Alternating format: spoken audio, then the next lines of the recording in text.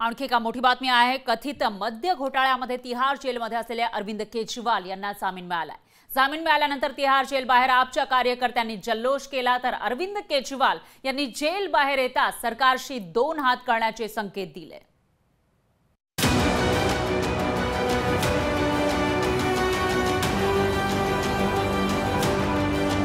तब्बल 156 दिवस तिहार जेलमध्ये काढल्यानंतर दिल्लीचे मुख्यमंत्री अरविंद केजरीवाल हे जेल बाहेर आले।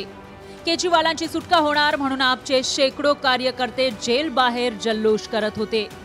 कथित मद्य घोटाळ्यात केजरीवालांना फार वेळ जेलमध्ये ठेवता येणार नाही असं सर्वोच्च न्यायालयाने म्हटलंय। केजरीवालांनी आपण लढतच राहणार अशी भूमिका जेलमधून बाहेर आल्यावर बोलून दाखवली।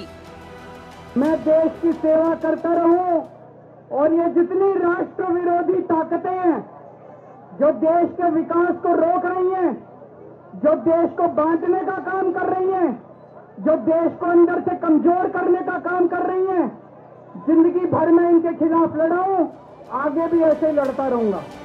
केजरीवालांना मिळालेल्या जामिनावरून शिवसेना उद्धव बाळासाहेब ठाकरे पक्षानेही केंद्र सरकारला खडे बोल सुनावले। ते राय दुरुस्त का त्यांना एवढा वेळ ठेवला आणि न्यायालयाने वेळोवेळी अशा प्रकारच्या गोष्टी हे केलेल्या आहेत की तुम्हाला डांबून ठेवणं हा काही तुमचा याच्यामधला भाग असू शकत नाही। पण आले ते बाहेर, आता पुढचं युद्ध आहे, आता पुढच्या गोष्टी होत राहतील। अरविंद केजरीवालांना कोर्टाने जामीन दिलाय, ते निर्दोष सुटले नाहीत असा टोला केंद्रीय मंत्री किरण रिजिजू यांनी लगावलाय। किसी भी इंसान को अगर बेल मिलता है तो बेल उसका अधिकार होता है, लेकिन बेल मिल गया मतलब उसको बाइज्जत बरी कर दिया ऐसा नहीं है। इसलिए केस चलते रहेंगे तो बाद में ज्युडिशरी कोर्ट के माध्यम से तय करेंगे।